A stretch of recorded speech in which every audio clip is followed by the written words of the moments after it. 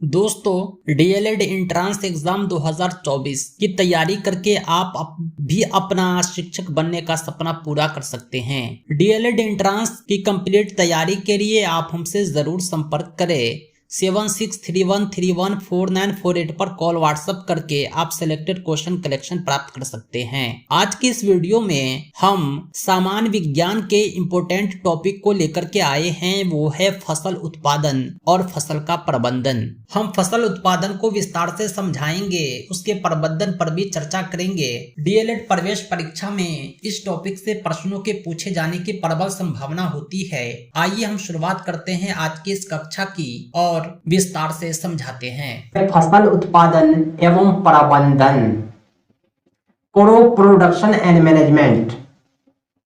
हमारा देश भारत कृषि प्रधान देश है।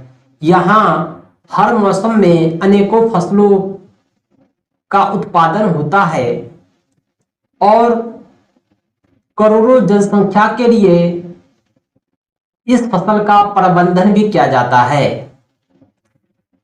कृषि और उससे संबंधित शब्दावली को आज की इस वीडियो में हम देखेंगे। फसल उत्पादन और इसके तरीके को, फसलों के प्रकार को तथा फसल उत्पादन से लेकर के प्रबंधन तक के सभी क्रियाकलापों को समझेंगे। कृषि हमारे देश की प्रमुख आवश्यकता है। आज से बहुत पहले इस पृथ्वी पर कृषि संभव न था।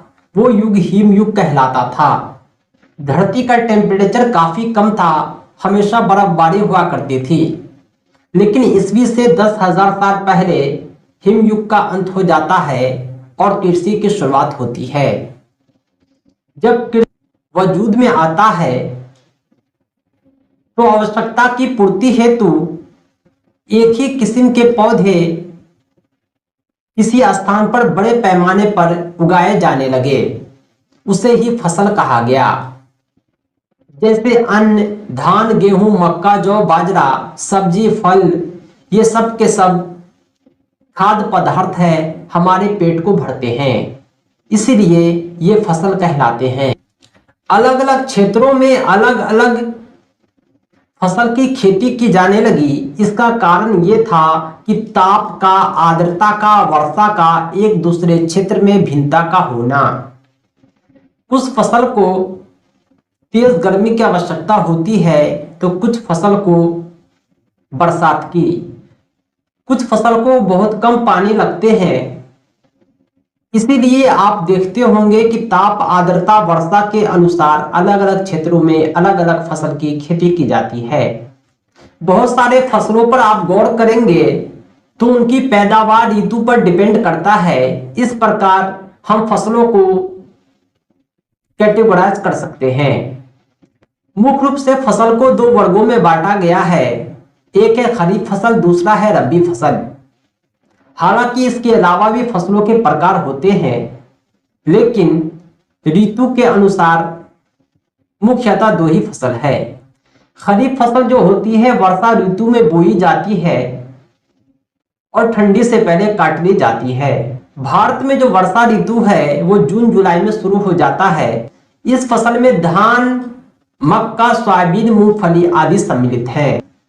दूसरा होता है रबी फसल। इसकी बुआई शीत ऋतु में होती है, यानी अक्टूबर नवंबर में। इसमें गेहूं, चना, मटर, सरसों आदि को सम्मिलित किया जाता है। खरीफ और रबी फसल को पहचानने के लिए जीके क्लास में हमने आपको ट्रिक बतलाए थे। खरीफ फसल को याद रख सकते हैं, अरे गधा बाजा मत बजा। अरे से अरहर हो गया, गधा में गौ से गेहूं, धौ से धान, बाजा में बा से बाजरा, जौ से जौ। इस प्रकार हमने बतलाया था। इसी तरह रबी फसल को याद करने का भी ट्रिक बताया था। आज सच में राय में गेम खेला। आज से आलू हो गया, सच में सौ से सरसों, चौ से चना। राई भी रबी फसल है। इसके अलावा मे से मूंग, गे से गेहूं, म से मटर, ये सभी रबी फसल है। मैंने आपको ट्रिक बतलाया था। आगे भी जीके की कक्षाएं आती रहेंगी, याद करने के ट्रिक हम आपको बतलाते रहेंगे। अब हम जानेंगे कृषि पद्धति के बारे में। फसल उत्पादन से लेकर के फसल के भंडारण तक किसान अनेकों प्रक्रियाओं से गुजरते हैं। यही पद्धति कृषि पद्धति कहलाती है।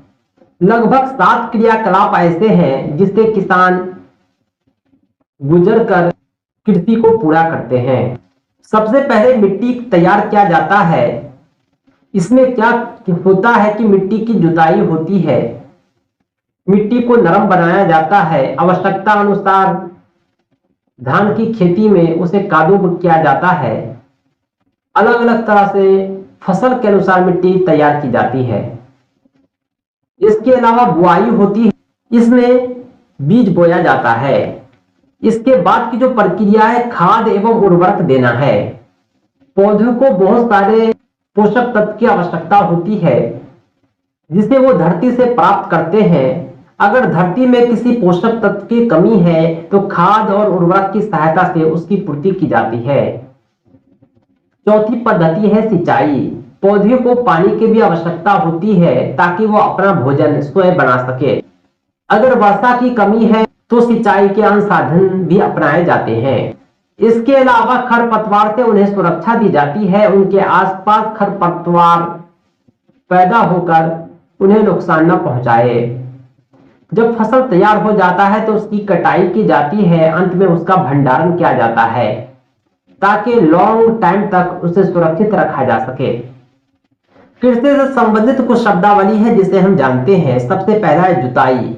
मिट्टी को उलटने पलटने की प्रक्रिया जुताई कहलाती है। बहुत पहले प्राचीन काल में जुताई के लिए हल का प्रयोग होता था जिसे बैल की सहायता से खेत को जोता जाता था।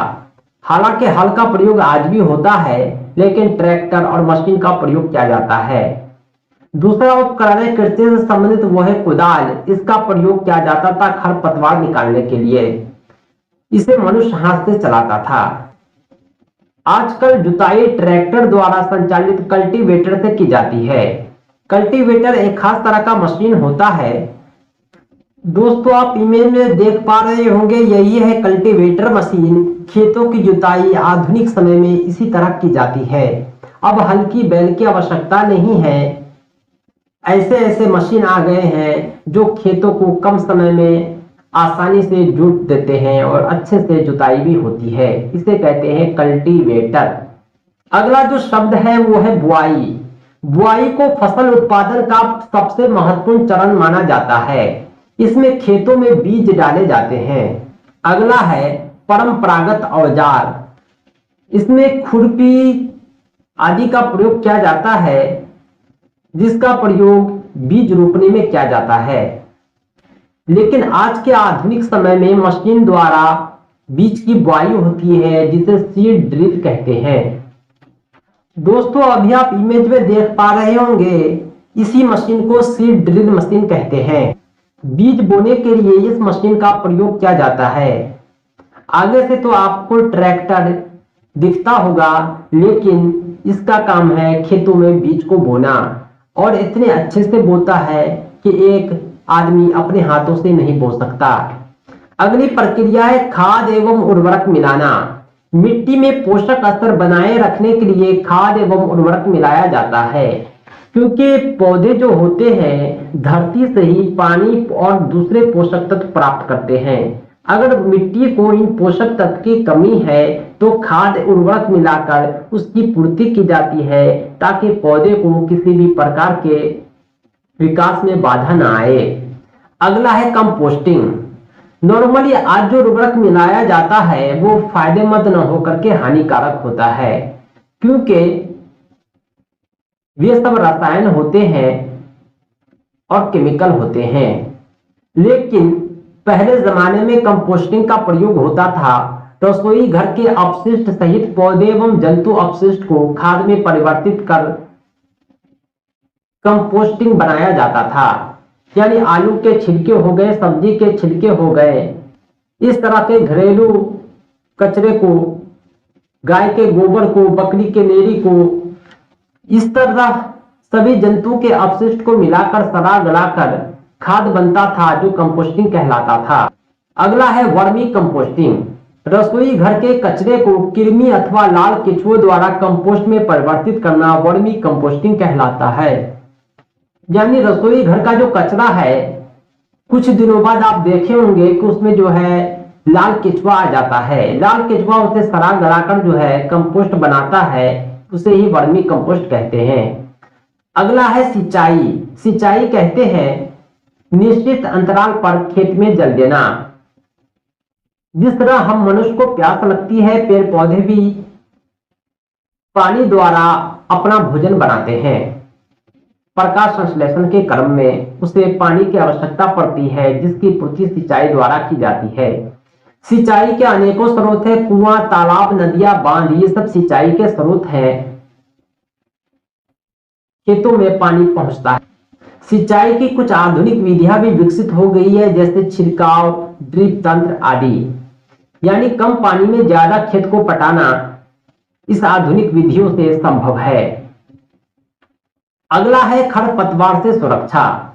खेत में कई अनअवांछनीय पौधे उग आते हैं, जिसे खरपतवार कहते हैं। आपने गेहूं के खेत में बथुआ साग का नाम सुना होगा। ये भी वास्तविकता में एक खरपतवार ही है, जो पौधों के लिए हानिकारक है। इस खरपतवार को खेतों से हटाने की जो प्रक्रिया होती है, वो निराई कहलाती है। खरपतवार को हटाने को निराई कहते हैं। इस खरपतवार को हटाने के लिए अगर हम केमिकल का प्रयोग करें तो यह रसायन कहलाता है।